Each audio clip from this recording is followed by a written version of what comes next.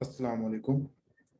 आज का हमारा ये जो लेक्चर है ये कॉन्जुगेसी क्लासेस के बारे में है। इसमें हम आज देखेंगे कि कॉन्जुगेसी क्लासेस क्या होती हैं और किसी भी ग्रुप की कॉन्जुगेसी क्लासेस किस तरह से फाइंड की जाती हैं, उनकी तादाद किस तरह से फाइंड की जाती है। ग्रुप थ्योरी का ये एक बहुत ही इम्पोर्टेंट और एक बहुत ही इजी कंसेप्ट है कॉन्जुगेसी क्लासेस। और पेपर के लिहाज से भी इसका ये जो पोर्शन होता है ना, ये लाजमी शामिल होता है। इससे क्वेश्चन एमसीक्यूज लाजमी जो है ना वो पूछे जाते हैं और इंटरव्यूज के में भी इसके बारे में जो है वो पूछा जाता है। तो हम इसको स्टार्ट करेंगे डेफिनेशन से। डेफिनेशन के साथ हमारी फर्स्ट डेफिनेशन है कॉन्जुगेट एलिमेंट्स। तो सबसे पहले हम डेफिनेशन देखते हैं कि कॉन्जुगेट एलिमेंट्स क्या होते हैं। Let A B belong to G. Group से आप दो एलिमेंट ले लें, ए और बी। तो बी को हम कहेंगे कि वो ए का कॉन्जुगेट है या ए जो है वो बी का कॉन्जुगेट होगा। If there exist some g belong to G, अगर ग्रुप का ही हमें एक और एलिमेंट ऐसा मिल जाए जिसको हम स्टार्ट में वो एलिमेंट रखें और एंड पे उस एलिमेंट का इनवर्स रखें और ये वाली टर्म कैलकुलेट करें। जब हम इस टर्म को कैलकुलेट करेंगे तो हमारे पास एक नया एलिमेंट बी आएगा। इस बी को हम कहेंगे कि ये बी जो है ये इस ए का कॉन्जुगेट एलिमेंट है। तो अगर बी जो है वो ए का कॉन्जुगेट है तो ए जो है वो बी का कंजुगेट होगा। ये हम आगे इसकी प्रॉपर्टीज देखेंगे तो इसको फर्दर इसकी डिटेल देखेंगे कि ये किस तरह से इसको कैलकुलेट किया जाता है। यहाँ पे सिर्फ डेफिनेशन मैं आपको बता रहा हूँ कि कंजुगेट एलिमेंट एक ऐसा एलिमेंट होता है कि हम एक ग्रुप का वन बाई वन एलिमेंट लेते हैं और उस पहले फर्स्ट पे उस एलिमेंट को रखते हैं, एंड पे उस एलिमेंट के इनवर्स को रखते हैं। और जब इस टर्म को कैलकुलेट करते हैं तो जो नया एलिमेंट हमारे पास आता है वो इस दरमियान वाले एलिमेंट का कॉन्जुगेट एलिमेंट होता है। ये हमारे पास एक एग्जांपल है। ये हम देख चुके हैं, कटर्नियन ग्रुप जो होता है इसके अंदर 8 एलिमेंट होते हैं। हम अगर यहाँ पे कॉन्जुगेट एलिमेंट फाइंड करना चाहते हैं आई के, तो उसका क्या तरीकेकार होगा। हम इस ग्रुप के तमाम एलिमेंट्स को वन बाय वन, जो हमने डेफिनेशन में एक फॉर्म देखी थी उसके अंदर, उस फॉर्म के अंदर उसको लिखेंगे। अब सबसे पहले उस एलिमेंट को हमने लिखा आई को। पहला हम एलिमेंट हमने वन लिया तो हमने वहां पे देखा था कि आपने पहले जी एक एलिमेंट लिखना है और एंड पे उस एलिमेंट का आपने इनवर्स लिखना है। तो सबसे पहले हम वन से स्टार्ट करते हैं। तो वन का इनवर्स क्योंकि वन ही होता है इसलिए इधर भी वन आएगा इधर भी वन आएगा, और जब हम इसको कैलकुलेट करेंगे तो हमारे पास आंसर आई ही आ जाएगा। अब हम सेकंड एलिमेंट ले लेते हैं इस ग्रुप से -1। तो स्टार्ट में भी -1 और एंड पे उसका इनवर्स लिखना है। तो -1 का इनवर्स क्योंकि -1 ही होता है इसलिए जब इसको हम कैलकुलेट करेंगे तो ये हमारे पास आई ही आ जाएगा। फिर हम तीसरा एलिमेंट इसका लेंगे आई। इस आई के हम कॉन्जुगेट एलिमेंट निकाल रहे हैं तो इसको हम दरमियान में रखेंगे और जो ये वाला एलिमेंट आई लेंगे, स्टार्ट में एलिमेंट लिखेंगे और बाद में उसका इनवर्स लिखेंगे। तो आई का इनवर्स हमारे पास -i होता है। तो इसकी हमने फर्स्ट लेक्चर के अंदर देखा था कि अगर हम आई को आई से मल्टीप्लाई करें तो ये आई स्केयर हो जाता है जो कि -1 के इक्वल होता है। और -1 जो है वो -i से मल्टीप्लाई होकर +i हमें आंसर दे देगा। फिर हमने नेक्स्ट ग्रुप का एक एलिमेंट लेना है -i। तो स्टार्ट के अंदर हमने एलिमेंट रखना है और बाद में उसका इनवर्स रखना है उसको, फिर हमने उस टर्म को जो है वो कैलकुलेट कर लेना है। तो वन बाई वन हमने ग्रुप के तमाम एलिमेंट्स यहाँ पे प्लेस किए। पहले एलिमेंट रखा बाद में उसका इनवर्स रखा। तो जब हमने तमाम एलिमेंट रख के हमने कैलकुलेट किए तो हमें सिर्फ दो एलिमेंट मिले। एक हमें उसमें से आई मिला और दूसरा हमें जो है उसमें से -i मिला। तो इसका मतलब है कि ये जो एलिमेंट हमारे पास आई था इसके दो कॉन्जुगेट हैं। एक इसका आई कॉन्जुगेट है यानी कि ये अपना एलिमेंट भी इसका कॉन्जुगेट एलिमेंट है, और दूसरा जो इसका कॉन्जुगेट एलिमेंट है वो -i है। तो ये जो मैंने आपके सामने एग्जांपल सॉल्व की, मैंने एक एलिमेंट का कॉन्जुगेट एलिमेंट निकाला है। हम इस तरह -i, j, -j, k और -k इनके भी इन्हीं इसी तरह से कैलकुलेशन से इसके भी हम कॉन्जुगेट जो एलिमेंट्स हैं उसको फाइंड कर सकते हैं। लेकिन हम यहाँ पे कुछ रिजल्ट्स देखेंगे, उन रिजल्ट्स की मदद से हम डायरेक्ट इन रिजल्ट्स को जो है इन कॉन्जुगेट्स को फाइंड करेंगे। तो फर्दर इसको डिस्कस करने से पहले एक और डेफिनेशन है, इंपॉर्टेंट डेफिनेशन है जो कि हमारा आज का टॉपिक भी था, कॉन्जुगेसी क्लासेस। तो कंजुगेसी क्लासेस को हम डिफाइन करते हैं कि set of all conjugate elements of a element in a group, कि ग्रुप के अंदर आपने एक एलिमेंट लेना है, उसके तमाम कंजुगेट एलिमेंट्स जो आप फाइंड करेंगे वो उस एलिमेंट की कंजुगेसी क्लास होगी। जैसे अभी हमने आयोटा के लिए कंजुगेट एलिमेंट जब निकाले तो हमारे पास आंसर आया था आयोटा और माइनस योटा, तो दो ही एलिमेंट हमें कंजुगेट मिले थे। उन दो एलिमेंट को जब हमने एक सेट की आप नोटेशन में लिख देंगे तो इसको हम, इस नोटेशन को हम कहते हैं कि ये कंजुगेसी क्लास है आई की। इसी तरह जब आप माइनस आई की कॉन्जुगेसी क्लास निकालेंगे तो वो भी यही आएगी। जे की निकाल लें, माइनस जे की निकाल लें, हर एलिमेंट की कॉन्जुगेसी क्लासेस हम फाइंड करेंगे और वो इस तरीके से जो है ना उनको हम लिखेंगे। तो ये हमारी बहुत इंपॉर्टेंट जो है वो डेफिनेशन है। उसके बाद हमारे पास कुछ रिजल्ट्स हैं इसके बारे में जो कि बहुत इंपॉर्टेंट रिजल्ट्स हैं पेपर के अंदर जो पूछे जाते हैं। सबसे पहली बात आपने ये याद रखनी है कि आइडेंटिटी एलिमेंट जो होता है ना उसकी कंजुगेसी क्लास में वो हमेशा खुद ही आएगा, उसके अलावा कभी भी कोई और एलिमेंट इस आइडेंटिटी एलिमेंट की कंजुगेसी क्लास के अंदर नहीं आएगा। दूसरी बात ये हो गई कि जो एलिमेंट सेंटर का होगा, ये एक रिजल्ट भी मैंने मेंशन किया है कि an element a belong to G. पहले हम एक डेफिनेशन देख लेते हैं सेल्फ कंजुगेट ये वाली, कि अगर आप किसी एलिमेंट का कंजुगेट निकालते हैं और वो इटसेल्फ ही आए, इसके अलावा कोई और उसका आंसर ना आए, तो हम उस एलिमेंट को कहते हैं वो सेल्फ कंजुगेट एलिमेंट था। जैसे हमने आई के जब कंजुगेट निकाले तो हमारे पास दो एलिमेंट आए थे आई और माइनस आई, तो वो सेल्फ कंजुगेट नहीं है। अगर आई का कंजुगेट वो खुद ही आता, माइनस आई ना आता, तो फिर हमने कहना था कि वो सेल्फ कंजुगेट एलिमेंट है। तो सेल्फ कंजुगेट एलिमेंट एक ऐसा एलिमेंट होता है जिसकी कंजुगेसी क्लास के अंदर वो खुद ही आता है, इसके अलावा कोई और एलिमेंट उसकी कंजुगेसी क्लास के अंदर नहीं आएगा। तो याद रखिएगा कि आइडेंटिटी एलिमेंट जो होता है वो सेल्फ कंजुगेट होता है। इसके अलावा ऐसा एलिमेंट जो सेंटर का एलिमेंट हो, सेंटर का एलिमेंट, सेंटर को हमने डिफाइन किया था कि ग्रुप का ऐसा अबिलियन पार्ट जिसमें वो एलिमेंट्स आएंगे जो ग्रुप के बाकी तमाम एलिमेंट के साथ कम्यूट करते होंगे। तो अगर जो एलिमेंट सेंटर के होंगे हमें उनकी कॉन्जुगेसी क्लास निकालने की जरूरत नहीं है, अंडरस्टूड है कि उनकी कॉन्जुगेसी क्लास में वो खुद ही आएंगे। हमें पता है कि कोटेनियन ग्रुप जो है उसका सेंटर वन और माइनस वन होता है। वन तो आइडेंटिटी एलिमेंट है, उसकी कॉन्जुगेसी क्लास में वो खुद ही आएगा, और माइनस वन क्योंकि सेंटर का एलिमेंट है, लिहाजा इस सेंटर के एलिमेंट की क्लास में वो इटसेल्फ ही आएगा। तो आप इसको यूं देख सकते हैं कि सेंटर का जो एलिमेंट होता है वो सेल्फ कॉन्जुगेट होता है। इसके अलावा याद रखिएगा कि दो कॉन्जुगेसी जो क्लासेस होती है ना, या तो वो सेम होंगी या वो डिफरेंट होंगी।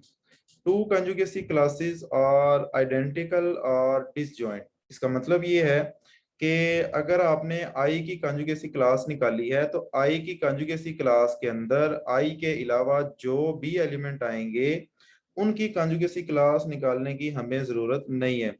जैसे आई की कंजुगेसी क्लास के अंदर आई और माइनस आई आया है, तो आई के अलावा हमें एक माइनस आई भी मिला है, तो इसका मतलब ये है कि माइनस आई की कंजुगेसी क्लास निकालने की हमें जरूरत नहीं है। माइनस आई की कंजुगेसी क्लास में भी यही दो एलिमेंट आएंगे, तो कोई से आई और माइनस आई की जो कंजुगेसी क्लास है वो सेम होगी, डिफरेंट नहीं होगी, क्योंकि आई की कंजुगेसी क्लास में माइनस आई आ रहा है, तो इसका मतलब है कि माइनस आई की कंजुगेसी क्लास में आई भी आएगा। तो दो कंजुगेसी क्लासेस जो होती हैं वो या तो आइडेंटिकल होती हैं या वो डिसजॉइंट होती हैं। ऐसा नहीं होगा कि वो दो कंजुगेसी क्लास हों और वो एक दूसरे का सबसेट या सुपरसेट हो, ऐसा नहीं होगा। दो कंजुगेसी क्लास या तो आइडेंटिकल होंगी या वो डिसजॉइंट होंगी। सिमिलरली जब आप जे की कंजुगेसी क्लास निकालेंगे तो जे की कंजुगेसी क्लास में दो एलिमेंट आएंगे, जे और माइनस जे। तो हमें माइनस जे की कंजुगेसी क्लास निकालने की जरूरत नहीं है, क्योंकि माइनस जे की कंजुगेसी क्लास के अंदर ये दो एलिमेंट अंडरस्टूड है कि ये लाजमी आएंगे। इसी तरह जब आप के की कंजुगेसी क्लास निकालेंगे तो उसके अंदर ये दो एलिमेंट आएंगे, के और माइनस के। तो माइनस के की कंजुगेसी क्लास निकालने की हमें जो है वो जरूरत नहीं है, उसकी कंजुगेसी क्लास भी जो है वो यही होगी। तो इस तरह कॉटेनियन ग्रुप की जो टोटल पांच कंजुगेसी क्लासेस होती हैं। तो पेपर के अंदर मोस्टली जो पूछा जाता है वो तादाद पूछी जाती है किसी भी ग्रुप की, कि उसके कॉन्जुगेसी क्लासेस की तादाद क्या होगी। तो कटर्नियन जो ग्रुप होता है उसके कॉन्जुगेसी जो क्लासेस हैं उनकी जो तादाद होती है वो 5 होती है। ये आपके सामने 5 के 5 कॉन्जुगेसी क्लासेस जो है वो लिखी हुई हैं। तो 2 conjugacy classes are identical or disjoint, ये आपको मैंने यहाँ से बता दिया है कि एक आपके पास ये कॉन्जुगेसी क्लास है, एक आपके पास ये कॉन्जुगेसी क्लास है, तो ये दोनों डिफरेंट है। ये और ये डिफरेंट है, ये और ये डिफरेंट है, तो दो कॉन्जुगेसी क्लास या तो सेम होगी या वो डिफरेंट होंगी। तीसरी बात ये है कि conjugate elements have same order. जब हमने आई का कॉन्जुगेट निकाला तो हमारे पास आई और माइनस आई आए।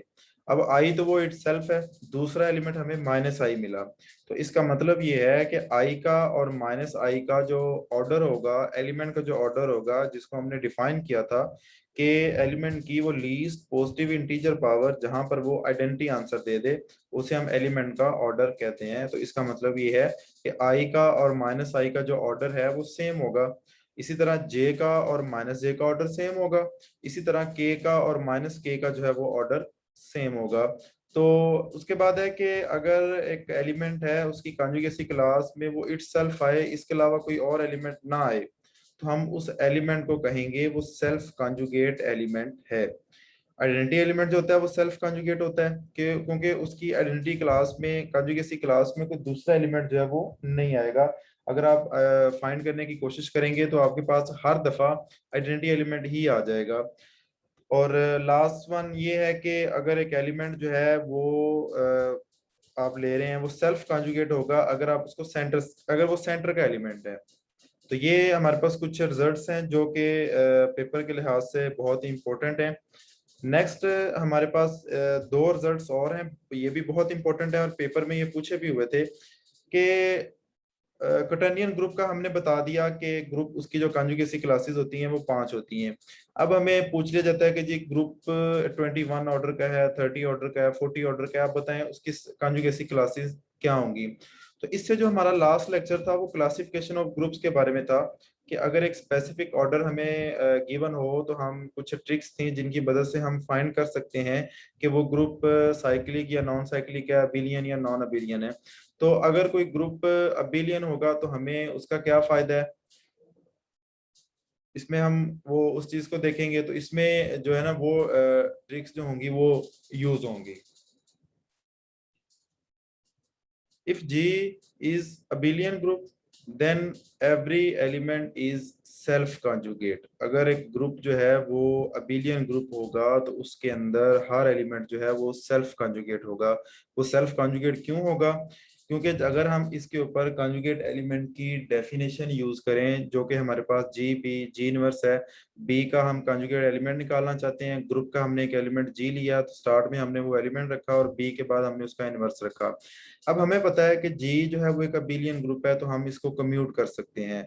तो जब हम बी और जी इनवर्स को कम्यूट करेंगे तो हमारे पास ये चीज आ जाएगी। और जब हम इस ये जी और जी इनवर्स आपस में हमें आइडेंटिटी देगा और अल्टीमेटली हमारा आंसर जो है वो बी आ जाएगा। अब यहाँ पे जी की जगह पे कुछ जो मर्जी एलिमेंट ले लें ग्रुप का, आपका आंसर हर दफा बी ही आएगा। तो इसका मतलब ये है कि आप जब ग्रुप के तमाम एलिमेंट, जब एक ग्रुप अबिलियन होगा उसके तमाम एलिमेंट्स आप जब यहाँ पे आप पुट करके इस बी के कॉन्जुगेट निकालेंगे तो हर दफा आपका आंसर बी ही आएगा। तो इसका मतलब है उस एलिमेंट की कॉन्जुगेसी क्लास के अंदर वो एलिमेंट इटसेल्फ आएगा। तो इसका ये हमने रिजल्ट लिखा था, if G is abelian group then every element is self conjugate. अगर एक ग्रुप आपका अबिलियन ग्रुप है तो उसका हर एलिमेंट जो है वो सेल्फ कॉन्जुगेट एलिमेंट होगा। अब लास्ट लेक्चर से हम ये देख सकते हैं कि अगर हमें कोई ग्रुप बताया जाता है तो हम जैसे अगर पूछा जाए कि जी 35 ऑर्डर का जो ग्रुप है आप बताएं कि उसके अंदर कितने जो है ना वो कॉन्जुगेसी क्लासेस हैं। अब हमें पता है कि अगर एक ग्रुप अबिलियन ग्रुप है तो उसकी कॉन्जुगेसी जो क्लासेस होंगी वो उतनी होंगी जितने उसके अंदर एलिमेंट्स होंगे। तो अगर एक ग्रुप 35 ऑर्डर का है तो उसकी 35 कॉन्जुगेसी क्लासेस होंगी, क्योंकि हमें पता है कि 35 ऑर्डर का जो ग्रुप होता है वो साइक्लिक होता है और every cyclic group is an abelian group. और यही चीज मैंने आगे यहाँ पे मेंशन किया है कि इफ जी इज साइक्लिक और abelian group then number of conjugacy classes is equal to the order of the group. Order of the group को हमने डिफाइन किया था कि किसी ग्रुप के अंदर जितने एलिमेंट्स होते हैं वो उस ग्रुप का जो है वो ऑर्डर होता है। तो अगर आपका ग्रुप जो है वो अबेलियन ग्रुप है तो इसका मतलब यह है कि उसके अंदर जितना उस ग्रुप का ऑर्डर है उतनी ही उसकी कंजुगेसी क्लासेस होंगी। और उसकी रीजन क्या है? उसकी रीजन आपको बता दी है कि उसमें every element is a self conjugate. तो जितने आप एलिमेंट होंगे वो हर एलिमेंट की अपनी कंजुगेसी क्लासेस होंगी। तो जितने एलिमेंट होंगे उतनी उसकी जो है वो टोटल कंजुगेसी क्लासेस होंगी। नेक्स्ट कुछ रिजल्ट्स हैं कि अगर ए कंजुगेट हो बी का तो इसकी ये नोटेशन होती है, हम इसको ए कंजुगेट टू बी लिखते हैं। ये जो नोटेशन होती है कंजुगेसी क्लासेस वाली, ये एक इक्विवेलेंस रिलेशन होता है। इक्विवेलेंस रिलेशन जो है ना वो हम पहले देख चुके हैं। इक्विवेलेंस रिलेशन एक ऐसा रिलेशन होता है जिसमें तीन प्रॉपर्टीज सेटिस्फाई होती हैं। जिसमें पहले ये है कि वो जो है हमारे पास रिफ्लेक्सिव होता है। दूसरा हमने इसको देखा था कि वो सिमेट्रिक होता है। रिफ्लेक्सिव का मतलब होता है कि हर एलिमेंट जो है ना वो अपना ही कंजुगेट एलिमेंट होता है। और ये हम देख चुके हैं कि जब आप किसी भी एलिमेंट का कंजुगेसी क्लास निकालते हैं तो वो उसके अंदर खुद वो लाजमी आता है। बाकी एलिमेंट भी आ सकते हैं लेकिन खुद वो लाजमी आएगा। तो इसका मतलब हर एलिमेंट जो है वो अपना ही सेल्फ कंजुगेट होता है। और दूसरी बात सिमेट्रिक की हो गई कि अगर ए बी के साथ ए जो है वो बी का कंजुगेट एलिमेंट है तो बी जो है वो ए का कंजुगेट एलिमेंट होगा। ये सिमेट्रिक प्रॉपर्टी है। तीसरी प्रॉपर्टी होती है ट्रांसिटिव प्रॉपर्टी। ट्रांसिटिव प्रॉपर्टी ये होती है कि अगर ए बी का कंजुगेट है, बी सी का कंजुगेट है, तो ए जो है वो भी सी का कंजुगेट होगा। तो जो भी रिलेशन इन तीन प्रॉपर्टीज को सेटिस्फाई करे, रिफ्लेक्सिव, सिमेट्रिक और ट्रांसिटिव, उस रिलेशन को हम कहते हैं इक्विवेलेंस रिलेशन। और अगर कोई रिलेशन इक्विवेलेंस रिलेशन हो तो उसका में क्या बेनिफिट होता है? वो रिलेशन जो होता है वो उस ग्रुप की पार्टीशन करता है। वो जो पार्टीशन होती है वो डिसजॉइंट पार्टीशन होती है। मतलब एक ग्रुप है उसके अंदर अगर जितने भी एलिमेंट हैं हम उसको डिसजॉइंट पार्टीशंस के अंदर डिवाइड कर देते हैं। तो ये कंजुगेसी क्लास का जो रिलेशन होता है ये इक्विवेलेंस रिलेशन होता है। सो ये कंजुगेसी क्लासेस जो होती हैं defines the partition of the group. हमने यहाँ पे कटर्नियन ग्रुप की देखी थी कंजुगेसी क्लासेस। तो ये उसकी 5 क्लासेस थी। अगर अगर हम गौर करें तो कटर्नियन ग्रुप की हमने पार्टीशन कर दी है। उसके अंदर पार्टीशन हमने की है, उसकी 5 सेट हमारे पास आए हैं। तो ये उसकी पार्टीशन और ये डिसजॉइंट पार्टीशन है। अगर आप देखें कोई से भी दो सेट आपस में जो है वो उनका इंटरसेक्शन जो है वो एम्प्टी ही होगा, नॉन एम्प्टी नहीं होगा। कोई भी एलिमेंट जो है वो कॉमन नहीं होगा। तो सारे सेट जो है वो डिसजॉइंट सेट हैं। तो बेसिकली जो कंजुगेसी क्लासेस होती हैं वो इक्विवेलेंस रिलेशन होती हैं और वो ग्रुप की जो है ना डिसजॉइंट पार्टीशन जो है वो करती हैं। उसके अलावा ये है कि किसी भी कंजुगेसी क्लास के अंदर जो एलिमेंट होता है वो बेसिकली इंडेक्स होता है normaliser, index of normaliser in the group G. और लास्ट वन ये है कि अगर एक ग्रुप हमारे पास फाइनाइट ग्रुप होगा तो कंजुगेसी क्लास के अंदर जितने एलिमेंट होंगे वो ग्रुप के ऑर्डर को डिवाइड करेंगे।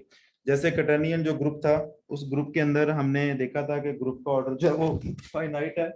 तो इसका मतलब ये है कि हर जो है ना ग्रुप के अंदर या तो एक एलिमेंट आएगा या दो आएंगे या चार आएंगे या जो है वो 8 आएंगे। इसके अलावा ये नहीं होगा कि कंजुगेसी क्लास का जो ऑर्डर है वो ग्रुप के ऑर्डर को डिवाइड ना करे। तो जितने एलिमेंट कंजुगेसी क्लास के अंदर होंगे वो लाजमी तौर पर ग्रुप के ऑर्डर को जो है वो डिवाइड करते होंगे। नेक्स्ट वन हमारे पास इंटीजर पार्टीशन है। क्योंकि इससे अगला जो हमने स्लाइड देखनी है वो इससे से रिलेटेड है, इसलिए मैंने यहाँ पे एक ये जरूरी समझा है कि पहले इंटीजर पार्टीशन को जो है वो हम डिफाइन कर लें कि इंटीजर पार्टीशन जो है वो क्या होती है। तो इंटीजर पार्टीशन होती है कि आप किसी इंटीजर को पार्टीशन कर दें उसकी। जैसे टू है, टू की हम जो पार्टीशन कर सकते हैं, टू को हम लिख सकते हैं, टू लिख सकते हैं और 1+1 लिख सकते हैं। तो इसकी दो पार्टीशन हो गई। थ्री जो होता है इसकी तीन पार्टीशंस होती हैं। इसको हम 3 लिख सकते हैं, इसको हम 1+2 लिख सकते हैं और इसको हम 1+1+1 लिख सकते हैं।